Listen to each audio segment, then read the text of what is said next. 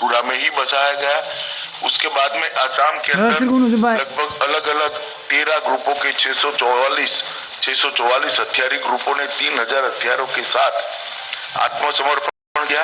और आज केंद्र सरकार, असम सरकार, बोडोलैंड टेरिटोरियल काउंसिल और इसके साथ जिन्होंने बहुत सहयोग किया है ऐसे आपसू, एनडीएफबी गोविंदा बासुमतारी घटक, एनडीएफबी धीरेन्द्र बोडा घटक, एनडीएफबी रंजन दायमारी घटक, एनडीएफबी साइगारा घटक और यूनाइटेड बोडो पीपल्स ऑर्गेनाइजेशन, ऐसे 9 संस्थानों ने साथ मिलकर एक एग्रीमेंट किया है। मैं मानता हूं कि ये एग्रीमेंट बोडो क्षेत्र के लिए और असम के लिए एक बहुत विकास का रास्ता प्रशस्त करने वाला एग्रीमेंट होने जा रहा है।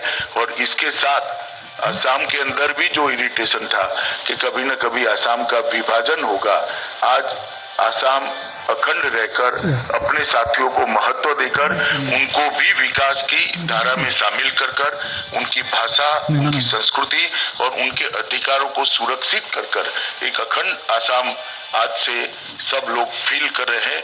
इसका मुझे बहुत आनंद है। जो समझौते के मुख्य बिंदु है मैं आपको बताना चाहता हूं।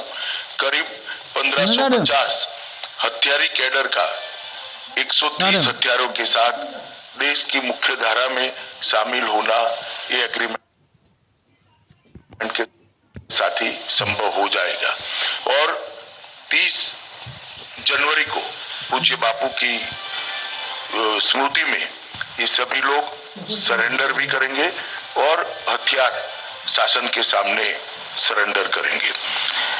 एनडीएफबी, एनडीएफबी-आरडी, एनडीएफबी-एस का देश के मुख्य धारा में आना मैं इसका हृदय से देश के गृह मंत्री नाते स्वागत करता हूं और उनको भरोसा दिलाता हूं कि भारत सरकार, असम सरकार और बोडोलैंड टेरिटोरियल काउंसिल ने जो वादे किए हैं वो सारे वादे एक सीमित समय मर्यादा के अंदर पूरे होकर आपके विकास का रास्ता जरूर प्रशस्त होगा।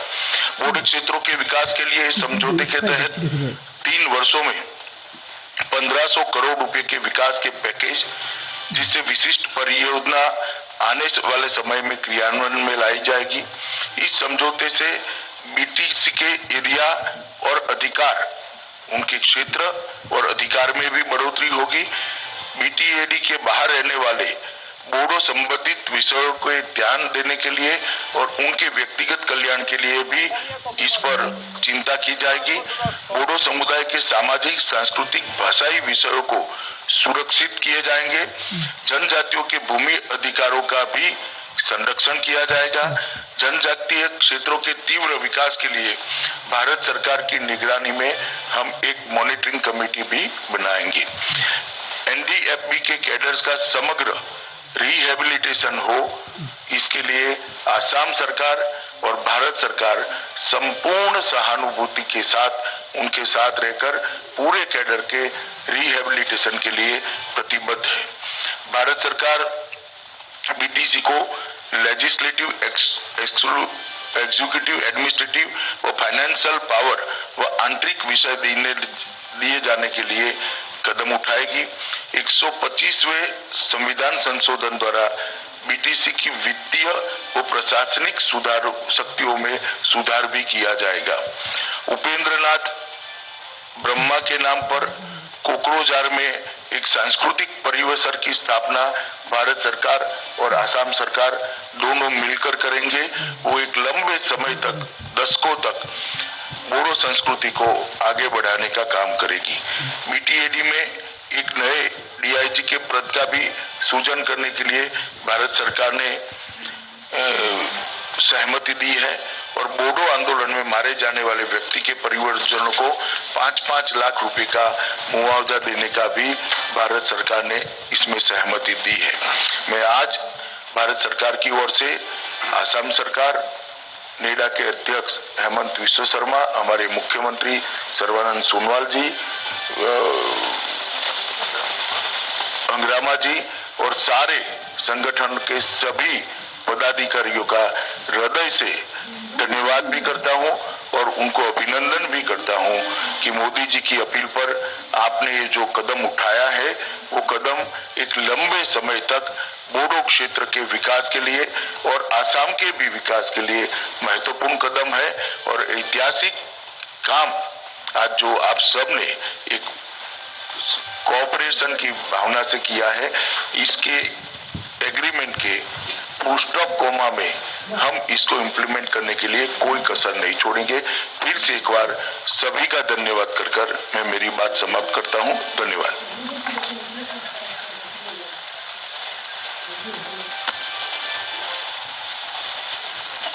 इसकी बारीकियों में अभी मत जाइए, ये एक कमेटी बनकर सारे विषयों को निर्णय करें।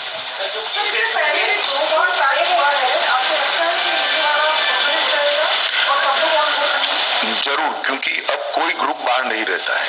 पहले वाले पैक्ट में तीनों ग्रुप शामिल नहीं थे।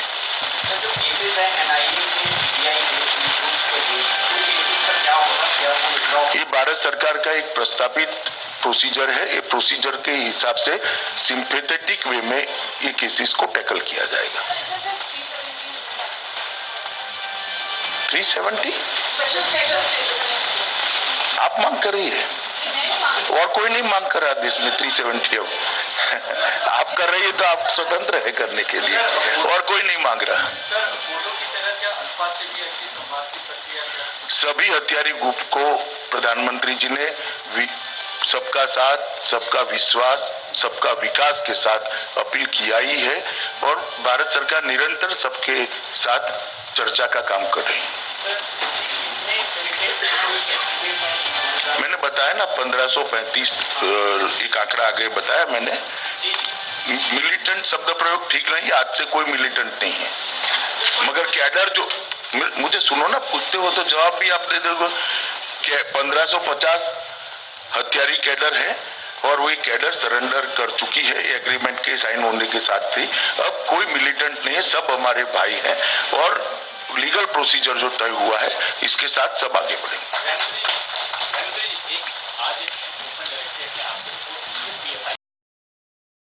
एक एक्सक्लूसिव विषय के लिए प्रेस कॉन्फ्रेंस है।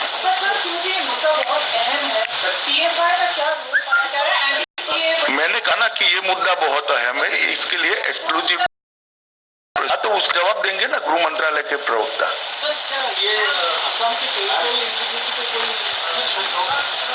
बहुत अच्छा इफेक्ट होगा।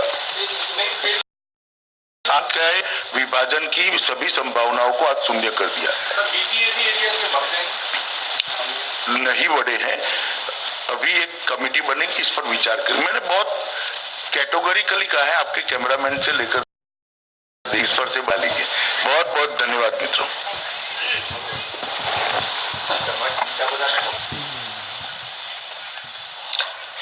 আৰু এয়া কেন্দ্ৰীয় গৃহমন্ত্ৰী অমিত শ্বাহ তেওঁ নিজৰ বক্তব্য প্ৰদান কৰিলে চুক্তি স্বাক্ষৰ হোৱাৰ পাছত, আৰু কি হ'ব পৰৱৰ্তী সময়ত সেইখিনিৰো কিছু আভাস দিলে তেওঁ।